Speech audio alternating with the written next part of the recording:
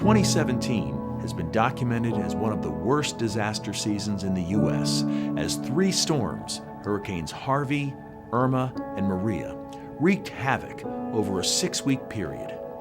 Collectively, these storms caused hundreds of billions of dollars in damage across the southeastern United States and the Caribbean, tragically taking lives and displacing countless others.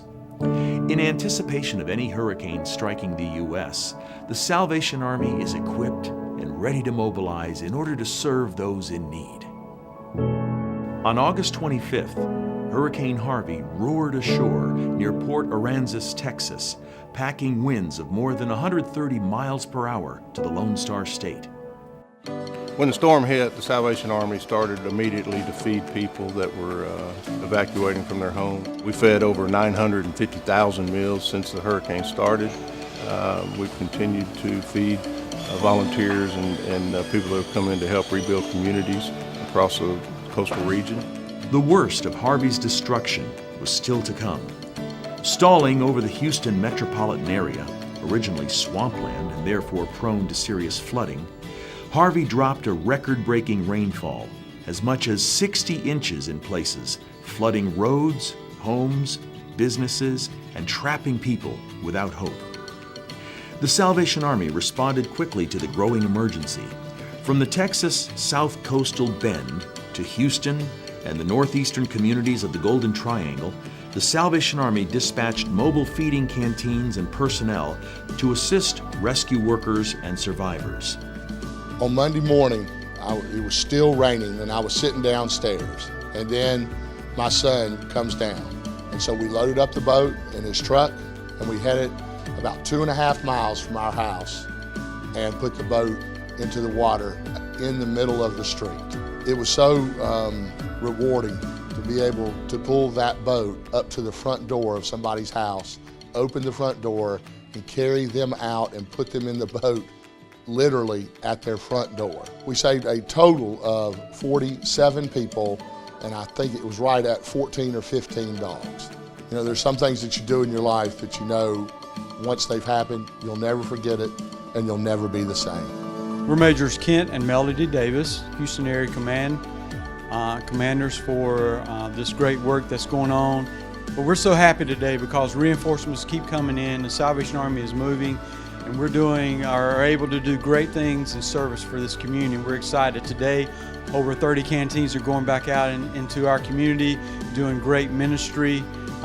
Just so fortunate and blessed that we have this opportunity that we can demonstrate the love of Jesus. Created a shelter for people who were evacuating in our gym, and we immediately started feeding. We were in direct communication with the fire department and city management, making sure that we were prepared for anybody that might be coming our way. Our canteen was immediately prepared, and then within a week, we had sent a unit, a team down to assist down in Houston. And about a week later, I finally got the opportunity to go down to Texas City, Galveston area, and they had a warehouse set up and they were doing distribution. And we were able to jump right in and assist in that process. And still, several weeks after the actual event, still such a huge need, and people coming every single day for just basic supplies, for water, for cleanup kits and diapers and formula and all those things that you don't really think about needing until you have a situation where so many things are taken away. So an incredible opportunity. But even as Salvation Army teams from across the United States and Canada rallied to provide aid in Harvey's wake, the 2017 hurricane season was far from over. On August 30th, just 5 days after Harvey's landfall, Hurricane Irma churned her way north toward the Keys and mainland Florida. I remember as we were responding, our Florida teams helping our neighbors in Texas for Hurricane Harvey. I remember the day when I heard Hurricane Irma is coming to Florida. And I remember sitting there thinking, how do I mobilize everything that we've pulled here, pull it back to Florida, while people still needed our resources in Texas? And I remember those moments of thinking, how do we do this? And The thing I'm very proud of in that response was how the Salvation Army came together to continue to help Houston while we relocated back to Florida to prepare and begin responding to help support people from Hurricane Irma. Salvation Army teams were sent across the low-lying Florida landmass to Naples, Fort Myers, Miami, Sebring, Jacksonville, and the Florida Keys to provide relief in Irma's aftermath. More than 200 canteens were mobilized, with some units and personnel coming from as far away as Canada. As soon as the sun rose, we had already pulled together a team of staff members who rode out the storm in our shelter, as well as shelter clients and residents. We began removing debris immediately, simultaneously with a chef who happened to be staying in our shelter, one of our program participants, doing a gourmet meal off the canteen behind our building. And so when we had biscuits and gravy served off the canteen, that was absolutely my favorite part of that first breakfast. I just remember feeling that urgency to get out and to start mobilizing. I wanted to get out and I wanted to start helping to get staged so that we could help our community, to make sure that people had water and food. And so there was a great sense of relief that I was able to see them, and that in just a couple hours we were going to start the work.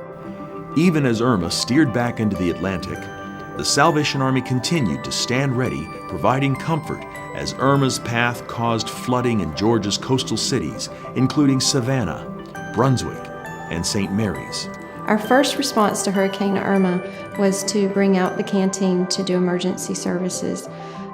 It was inadequate, so we brought in more canteens from the Salvation Army's other resources throughout different states to respond to Camden County.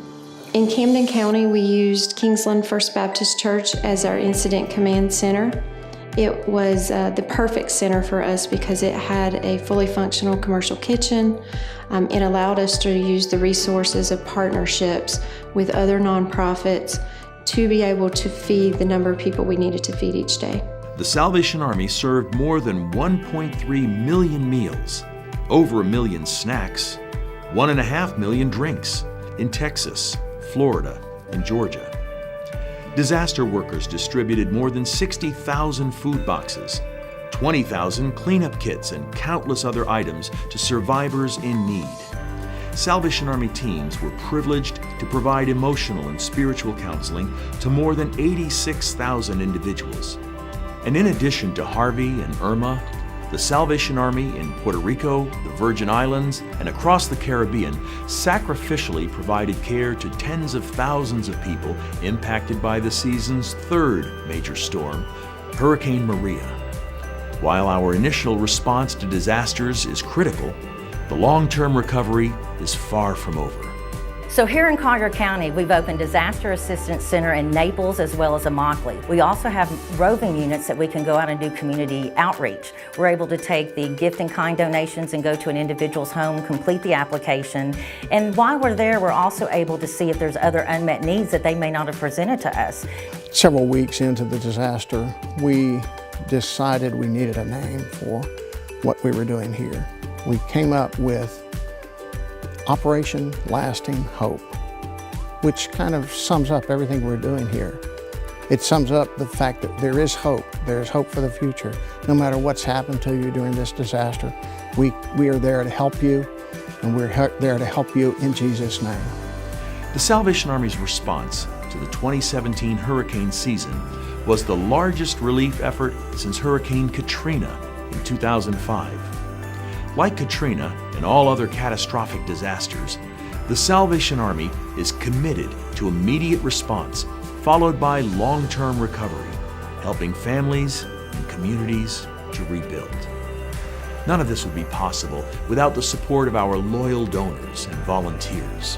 So, thank you for supporting our mission and keeping the Salvation Army out helping those in need. Our hearts, our prayers go to all those who are still struggling in the aftermath of these storms, while our hands continue to reach out and provide aid and comfort. David tells us in Psalm 5, "Let all who take refuge in you be glad, Lord. Let them ever sing for joy. Spread your protection over them, that those who love your name may rejoice in you. For surely, O Lord, you bless the righteous. You surround them with your favor as with a shield. God bless you, friends.